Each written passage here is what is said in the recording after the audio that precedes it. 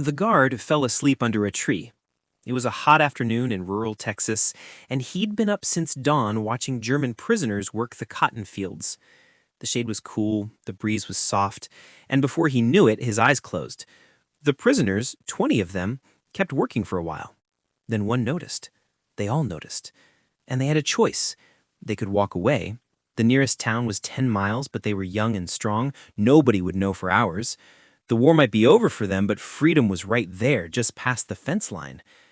Instead, one of the prisoners put down his hoe, walked over to the sleeping guard, and gently shook his shoulder. "Sir, wake up. Officer coming soon." The guard woke with a start, realized what could have happened, and stared at the prisoner who'd saved him from a court-martial. He didn't know what to say. The prisoner just shrugged and went back to work. That moment, absurd, human, impossible to explain, happened over and over across America during World War II. In more than 500 POW camps holding over 425,000 German and Italian prisoners, the rules of war kept bending in ways nobody expected. Before the camps, most Americans imagined POW camps as grim places, barbed wire, guard towers, harsh conditions, and some were. But the camps in America were different. The Geneva Convention required humane treatment, and America took that seriously. POWs got 3 meals a day, medical care, recreation time, and work assignments that paid a small wage. They lived in barracks that were cleaner than some American homes. And because most of the camps were in the rural South and Southwest, where heating costs were lower and labor shortages were desperate, the prisoners ended up working on farms, in canneries, in lumber camps, side by side with American civilians. That proximity created situations nobody planned for. The prisoners weren't monsters. They were farm boys, clerks, students, mostly captured in North Africa or Italy, exhausted from years of war and relieved to be somewhere safe. And the guards? They were often too young or too old for combat duty. Local boys assigned to watch men who didn't want to escape because there was nowhere to go. So strange things started happening. At Camp Hearn in Texas, a German prisoner who'd been a baker before the war started, teaching American guards how to make strudel. At Camp Aliceville in Alabama, prisoners formed an orchestra that played concerts for the local community. Beethoven and Mozart performed by the enemy, while townspeople sat in folding chairs and applauded. At a camp in Wisconsin, POWs carved wooden toys for guards' children and left them as Christmas gifts. Escape attempts were rare, and when they happened, they were often bizarre. One prisoner escaped from a camp in Arizona, walked through the desert for 2 days, realized he had no idea where he was going, and turned himself in at a police station. Another group escaped from a camp in Oklahoma, made it 30 miles, spent the night in a barn, and were back at the camp by morning asking for breakfast because they were hungry and had nowhere else to go.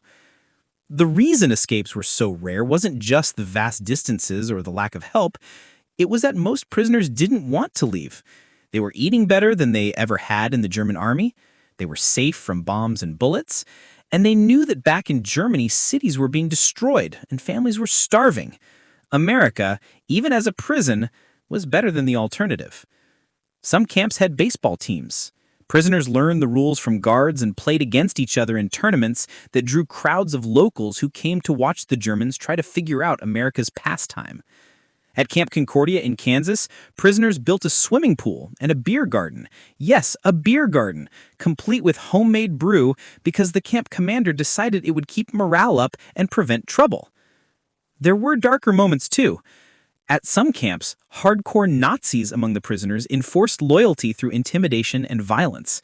Several anti-Nazi prisoners were murdered by their fellow POWs for cooperating with Americans or criticizing Hitler.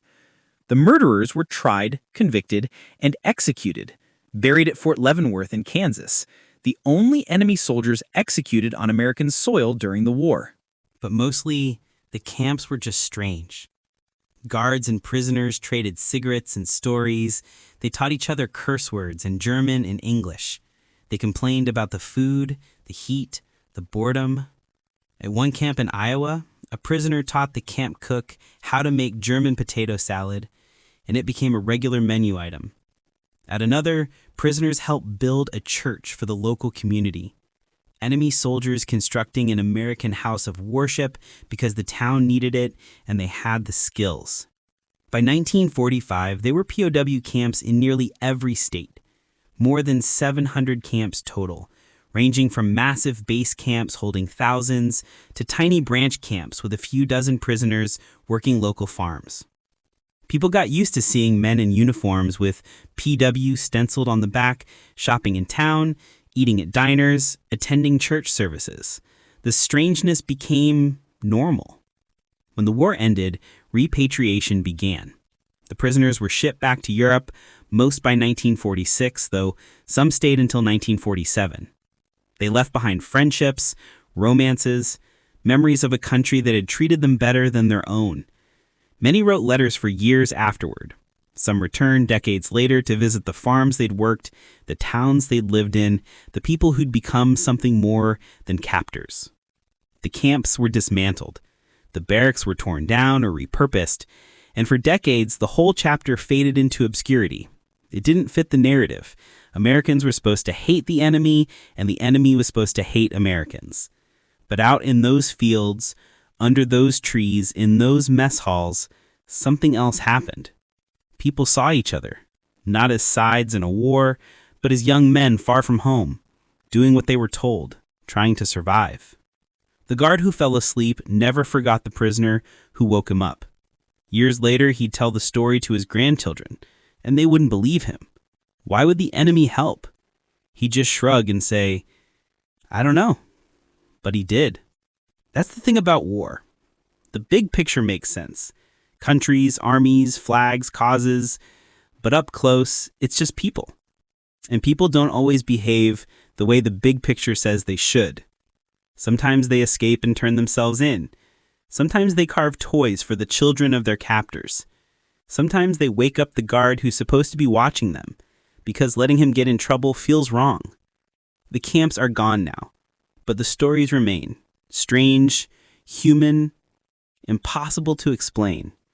Proof that even in the middle of the worst war in history, the lines between us and them were never as solid as anyone wanted to believe.